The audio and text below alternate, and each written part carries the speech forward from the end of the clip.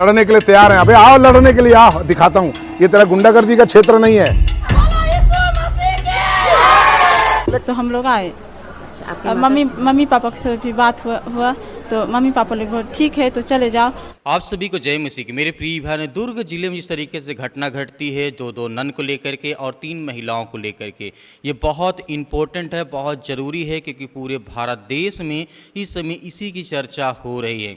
जिस तरीके से बजरंग दल के ऊपर काफ़ी गंभीर सवाल उठाए जा रहे हैं और लाजमी भी है कि बजरंग दल के लोग झूठ बोल करके उन्हें धर्मांतरण का और जिस तरीके मानव तस्करी का आरोप लगा करके उन्हें जेल भेज दिया गया है और उनके ऊपर FIR भी की है। हालांकि बच्चों ने अपनी बात को बताई है, पूरी सच्चाई बताई है। अभी मैं आपको वीडियो दिखाना चाहूँगा। जिस तरीके से भारत देश में लगातार प्रभु यीशु मसीह के नाम से लोगों को सताया जाता है और ख़ास करके छत्तीसगढ़ में प्रभु यीशु मसीह के नाम की प्रार्थना सभा चलती है तो वहाँ पर बजरंग दल के लोग, विश्व हिंदू परिषद के लोग जाते हैं और अटैक करते हैं। और दूसरी बात यहाँ पर है, बच्चों ने साफ साफ कहा है कि हम अपनी इच्छा अनुसार जा रहे थे, लेकिन बजरंग दल के दबाव में आकर के मतलब पुलिस प्रशासन ने हम पर FIR की, हम पर कार्रवाई की और हमें जेल भेज दिया गया है। मेरे प्रिय भाई ने पूरी घटना मैं आपको दिखाना चाहता हूँ, बताना चाहता हूँ। पहले आप इस गवाही को सुनिए जो बच्चे बता रहे हैं, जिनको ऊपर मतलब उनके नाम को लेकर के मतलब FIR की गई है। इस वीडियो को देखिए आप।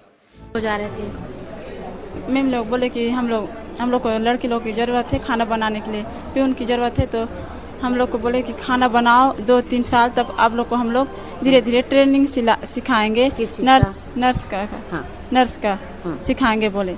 तो हम लोग आए, मम्मी पापा से भी बात हुआ तो मम्मी पापा लोग बोले ठीक है तो चले जाओ। हम लोग अभी आपके घर में जब पुलिस वालों ने फ़ोन में बात किए तो उनका कहना आपके घर वालों को हमको पता नहीं है आप कहाँ जा रहे हो। वो जीजा को पता नहीं है, लेकिन मेरे मम्मी पापा सबको पता है। कितना पढ़े हो आप? 10वीं तक पढ़े हैं। कि इनके माँ पिताजी से बातचीत हुई थी, तब इसके माँ पिताजी बोले कि ठीक है, बाहर में तो कई लोग काम करने जाते हैं मैम, बोले सिस्टर जी बोले कि मेरे को खाना बनाने के लिए ज़रूरत है बोले, तो उसलिए मेरे को उनके माता पिताजी लोग भी बोले कि कम से यहाँ तक छोड़ दो। और फिर सिस्टर जी बोले कि लेने आऊँगी, बोल के ठीक है मैं कोई बात नहीं, मैं यहाँ तक छोड़ देता हूँ। ये सिस्टर लोग पहले वहाँ पर नारायणपुर में, उसके बाद इन लोग का अभी सिस्टर जी का आगरा में ट्रांसफ़र हुआ है, तो वहाँ पर गए अभी खाना बनाने के लिए। अब इनके साथ में इनके दीदी है ना जो बातचीत कर रहे हैं। जैसे आपने इस वीडियो को देखा तो आपको क्या समझ में आया? क्या बच्चे झूठ बोलेंगे? नहीं, वो अपनी स्वयं की इच्छा अनुसार वो जाना चाहते थे काम के लिए, अपनी स्वयं की इच्छा के अनुसार। उन पे ऊपर कोई दबाव नहीं था। वो 2 नन ईसाइयों का कोई दबाव नहीं था कि आप चलिए हमारे पास, हम आपका धर्मांतरण करा देंगे, ये करा दें। यहाँ तक तो बच्चियाँ कह रही हैं कि हम वहाँ पर खाना बनाने के लिए ले जा रहे थे, हमें वहाँ पर हम नर्स की ट्रेनिंग करते, वहाँ पर हमें काम मिलता, तो अपनी जीवन जीविका के लिए, रोटी के लिए, क्योंकि सरकार के पास तो है नहीं कुछ देने के लिए, भारत देश में किसी को रोजगार देने के लिए तो है नहीं। यदि कोई व्यक्ति दे भी रहा है रोजगार तो आप उसमें आपत्ति जताते हैं। धर्म के नाम का आप चोला पहन करके दूसरों को भी मारने और पीटने काम करते हैं। फिर मैं कहना चाहूँगा, जिस तरीके से ज्योति शर्मा और जिस तरीके से बजरंग दल के कार्यकर्ता हमेशा झूठ बोलते हैं, हमेशा ऐसा मतलब प्रोपेगेंडा तैयार करते हैं, नहीं देखिए ईसाइयों ने ये कर दिया, वो कर दिया। कहीं अपने घर में कोई बाइबल भी रख लिया ना तो कहेंगे ईसाई लोग मतलब धर्म परिवर्तन करा रहे हैं, मतलब ये कर रहे हैं, वो कर रहे हैं।